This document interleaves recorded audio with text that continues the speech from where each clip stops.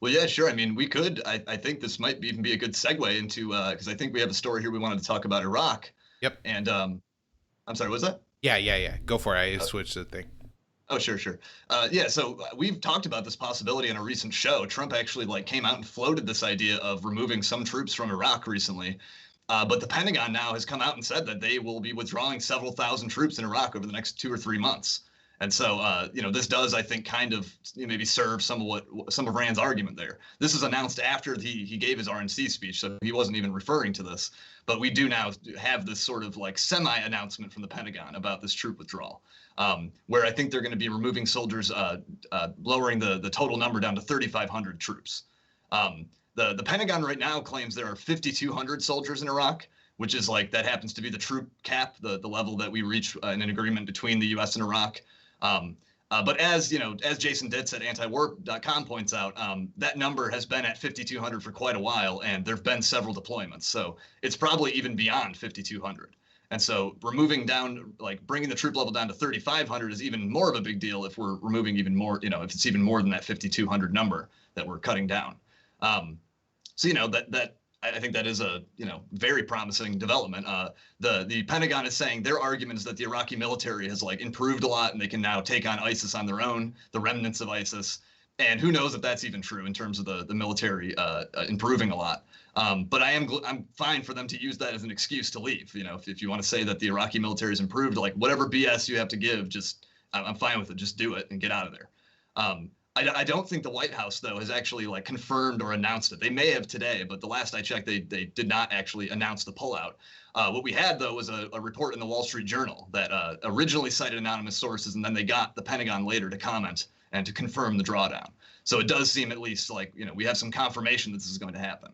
And Trump did say, like I mentioned, after he recently met with the Iraqi Prime Minister Mustafa al-Kadhimi, and he did say something about how we'd be pulling out troops shortly. But he kind of always says stuff like that, like, oh, yeah, we'll be getting out of there in no time, and then nothing happens.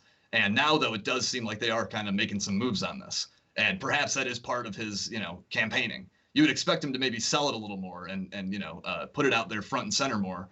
But maybe he will in the coming weeks here, start bragging about how he's withdrawing troops from Iraq as well as Afghanistan. Right. So, one place where I think Trump is in a bit of a pickle here, in which he does with all of his foreign policy moves. And so while, at times, me and you have talked about on my show, foreign policy focus in the past, was, it seems like the guy kind of has an instinct for ending these wars, but like he never puts himself in a position to actually get it done. And so here he seems to be continuing on the must get rid of Bashar al-Assad crusade in Syria. And I would imagine the U.S. occupation in, Syrian Kurdistan and then the areas east of the Euphrates River. I guess they continue with the Al-Tanaf base in southern Syria. But, that deployment in eastern Syria, I imagine, has to be relying upon, them being able to drive through Iraq there, through the desert. And so I feel like even if Donald Trump wants to end this one, what's he going to do? Because, he's just a week ago plugging the idea that he's, got a contract with the Kurds for a U.S. company to start pumping gas, or at least members of his administration were. And so it seems like if he wants to occupy eastern Syria, he's going to have to occupy Iraq too. But then he says he wants to get out of the Iraq war.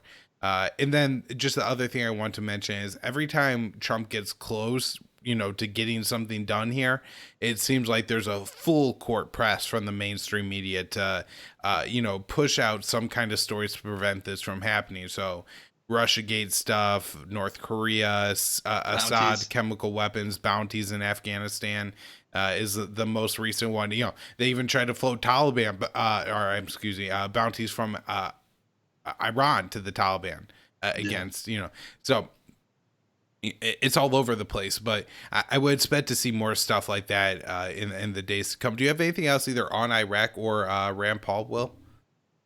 No, I would just say I think that is, that I think you're right that like in the coming weeks we probably will see more of like this full court, press about, how, oh, this is a move that's sure to please Vladimir Putin, the way they always had to frame seems like, yeah, every time Trump does try to do something good in terms of foreign policy, that's exactly how they frame it. His withdrawal from Afghanistan, that was exactly how they framed that.